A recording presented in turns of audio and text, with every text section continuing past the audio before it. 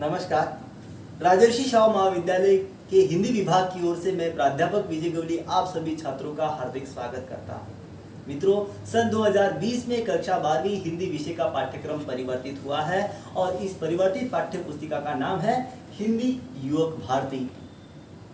तो आइए आज हम इस हिंदी युवक भारती इस पाठ्य पुस्तक के अंतर्गत कौन कौन सा पाठ्यक्रम रखा गया है तथा पाठ्य पुस्तक का उद्देश्य क्या है इसकी जानकारी प्राप्त कर लेते हैं। सर्वप्रथम पाठ्य पुस्तक का जो मुखपृष्ठ हम देख रहे हैं इसका उद्देश्य क्या है इसकी जानकारी प्राप्त करते हैं। मित्रों, यहाँ पर हम देख रहे हैं कि कक्षा 12वीं इस शब्द के नीचे छोटी छोटी पुस्तकें रखी गई है और उसी के नीचे हिंदी के प्रसिद्ध साहित्यकारों की तस्वीरें दी गई है जिन्होंने अपने जीवन में हिंदी साहित्य में अभूतपूर्व योगदान दिया और केवल हिंदी साहित्य को ही नहीं बल्कि हिंदी भाषा को भी समृद्ध बनाने का एक कार्य किया। यहाँ पर हम देख रहे हैं कि एक महिला ब्लॉग लेखन कर रही है और जो कोई अशुद्धियाँ है उन्हें ढूंढकर शुद्धियों में परिवर्तित कर रही है, जिसके लिए संशोधन के गुण की आवश्यकता होती है। और उसी के नीचे एक छात्र रेडियो जॉकी के अंतर्गत काम कर रहा है जिसके लिए उद्घोषक के गुणों की आवश्यकता होती है। दूसरा हम देख रहे हैं कि एक महिला टेलीविजन के अंतर्गत समाचार को प्रस्तुत कर रही है और दूसरी महिला भी अपने हावभाव के साथ मुख बधिर लोगों के लिए समाचार प्रस्तुत कर रही है। उसी के दूसरे हिस्से में हम देख रहे हैं कि एक महिला है जो लोगों का साक्षात्कार ले रही है, समाचार के क्षेत्र में काम करती है और उसी के ऊपर संगणक के ऊपर काम करने वाली महिला दिखाई दे रही है। शायद वह टंक लेखन कर रही है या कुछ संशोधन का काम कर रही है, हिंदी का ज्ञान प्राप्त कर रही है। तो इस पाठ्य पुस्तक के मुखपृष्ठ को देखकर हमें ऐसा लगता है कि हिंदी केवल अपने देश की राजभाषा नहीं बल्कि रोजगार अभिमूलक भाषा है, प्रयोजन मूलक भाषा है। इस हिंदी भाषा का प्रामाणिकता के साथ अध्ययन करते हैं, इस पाठ्य पुस्तक का प्रामाणिकता के साथ अध्ययन करते हैं तो हम विभिन्न क्षेत्रों में रोजगार की प्राप्ति कर सकते हैं। जैसे साहित्य सर्जन के क्षेत्र में रोजगार प्राप्त कर सकते हैं, ब्लॉग लेखन के क्षेत्र में, रेडियो के क्षेत्र में, टेलीविजन के क्षेत्र में, समाचार के क्षेत्र में, संगणक के क्षेत्र में तथा अन्य विभिन्न क्षेत्र में रोजगार की प्राप्ति कर सकते हैं। इसलिए इस पाठ्य पुस्तक का हमने प्रामाणिकता के साथ अध्ययन करना है। यहाँ पर हम पाठ्य पुस्तक का दूसरा पृष्ठ देख रहे हैं जिसके ऊपर लिखा है हिंदी युवक भारती 12वीं कक्षा और उसके नीचे एक मयूर पक्षी का चित्र भी दिया गया है। इस मयूर पक्षी को प्रतीकात्मक रूप में रखा गया है। कौन सा प्रतीक है कि अगर हम इस पाठ्य पुस्तक का प्रामाणिकता के साथ अध्ययन करते हैं तो इस मयूर पक्षी के पंखों के भांति हमारा सर्वांगीण रूप में व्यक्तिमत्व का विकास हो सकता है। इस पाठ्य पुस्तक का निर्माण कार्य महाराष्ट्र राज्य पाठ्य पुस्तक निर्मिति एवं अभ्यासक्रम संशोधन मंडल पुणे की ओर से किया गया है। HSC बोर्ड की वेबसाइट के ऊपर भी यह पुस्तक PDF स्वरूप में उपलब्ध है और दीक्षा ऐप पर भी उपलब्ध है। इस प्रकार से यह पाठ्य पुस्तक का दूसरा मुखपृष्ठ रहा है। मित्रों, अगर इस पाठ्य पुस्तक को पढ़ने के उपरांत हम अपनी भाषा विषय क्षमताओं का विकास कर लेते हैं जिनमें श्रवण, भाषण, संभाषण, वाचन एवं लेखन कौशल्य का विकास कर लेते हैं तो निश्चित तौर पर हम यहाँ पर अपने व्यक्तिमत्व का विकास कर सकते हैं।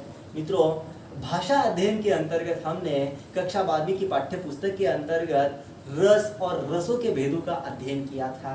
रसों के भेदों के अंतर्गत हमने करुण रस, वीर रस, भयानक रस, हास्य रस, वात्सल्य रस इत्यादि रसों के प्रकारों का अध्ययन किया था। अब हम कक्षा 12वीं के अंतर्गत यहाँ पर देख रहे हैं कि श्रृंगार रस, शांत रस, विभत्स रस, रौद्र रस, अद्भुत रस जो अन्य रसों के भेद शेष थे उनका अध्ययन करने वाले हैं। अलंकार विधा के अंतर्गत हमने शब्दालंकार कक्षा 11वीं की हिंदी युवक भारती पाठ्य पुस्तक में अध्ययन किए थे। तो यहाँ पर 12वीं कक्षा में हम अर्थालंकार का अध्ययन करने वाले हैं और वाक्य शुद्धिकरण, काल परिवर्तन, मुहावरे का भी अध्ययन करने वाले हैं। अब हम दूसरी स्लाइड को यहाँ पर हम देख सकते हैं कि यहाँ पर पाठ्यक्रम दिया गया है। कक्षा 12वीं हिंदी युवक भारती का पाठ्यक्रम यहाँ पर दिया गया है। हम यहाँ पर देख सकते हैं कि पहली रचना है नवनिर्माण कविता जिसके कवि त्रिलोचन जी है। यह एक चतुष्पदी विधा की रचना है। दूसरी रचना है निराला भाई, यह महादेवी वर्मा जी का एक संस्मरणात्मक पाठ रहा है। तीसरी रचना है सच हम नहीं सच तुम नहीं, यह एक नई कविता विधा की रचना है। जिसके कवि है डॉक्टर जगदीश गुप्त जी। चौथी रचना है आदर्श बदला, ये सुदर्शन जी का एक कहानी पाठ रहा है। पांचवी रचना है गुरुबानी कविता एवं कवि वृंद जी के दोहे, ये मध्ययुगीन कविताएं रहे हैं। अब हम छठी रचना के रूप में हम देख सकते हैं पाप के चार हथियार, यह रचना रही है, एक निबंध पाठ रहा है, इसके लेखक कन्हैयालाल मिश्र प्रभाकर जी रहे हैं। सातवीं रचना है पेड़ होने का अर्थ, यह डॉक्टर मुकेश गौतम जी की नई कविता रही है। आठवीं रचना है सुनो किशोरी, यह आशा रानी होरा जी की एक पत्रात्मक रचना है। यहाँ पर हम नवीं रचना को देख सकते हैं चुनिंदा शेर, जिसका शीर्षक है कैलाश सेगर जी के चुनिंदा शेरों को यहाँ पर रखा गया है, एक शायरी परक रचना रही है। 10वीं रचना है ओझल विघटन का संकट, यह एक लेख रहा है और डॉक्टर कृष्ण कुमार मिश्र जी इसके लेखक रहे हैं। 11वीं रचना है कोक जाया, यह एक अनुदित साहित्यात्मक रचना है जिसके मूल लेखक श्याम दरिहरे रहे हैं और इसके अनुवादक वैद्यनाथ झा जी रहे हैं। 12वीं रचना है सुनुरे सखिया और कजरी जैसे दो लोकगीतों का संकलन इस पाठ्य पुस्तक के अंतर्गत रखा गया है। इस प्रकार से गद्य पद्य निबंध पाठ संस्मरणात्मक पाठ रहे हैं। विशेष अध्ययन के अंतर्गत भी यहाँ पर साहित्य रचना रखी गई है। डॉक्टर धर्मवीर भारती जी की कनुप्रिया नामक काव्य के अंश को यहाँ पर रखा गया है। इस काव्य अंश को समझने के उपरांत हमें ये पता चल जाएगा कि राधा का आंतरिक द्वंद्व क्या है और ये भी पता चल जाएगा कि मानव जीवन की सार्थकता युद्ध में नहीं बल्कि एक दूसरे की भावनाओं को समझने में है। हमें संवेदनशील बनाने का काम इस पाठ्य पुस्तक की इस रचना के माध्यम से किया जाने वाला है। यहाँ पर व्यावहारिक हिंदी के अंतर्गत विद्यार्थियों का व्यवहार कौशल्य वृद्धिंगत करने के लिए कुछ रचनाओं का समावेश किया गया है, जिसके अंतर्गत डॉक्टर दयानंद तिवारी जी की एक एकांकी रचना है जो पल्लवन से संबंधित है। बीना शर्मा जी का एक कहानी पाठ रहा है जो फीचर लेखन से संबंधित है। आनंद सिंह की एक आत्मकथा रही है जिसका शीर्षक है मैं उद्घोषक। प्रवीण बरदापुरकर जी का एक आलेख भी यहाँ पर लिया गया है जो ब्लॉग लेखन से संबंधित है। डॉक्टर परशुराम शुक्ल जी का एक शोधपरक लेख को भी यहाँ पर रखा गया है जिसका शीर्षक है प्रकाश उत्पन्न करने वाले जीव। इस प्रकार से व्यवहारिक हिंदी के अंतर्गत यहाँ पर पाठ्य रचनाएं रखी गई है।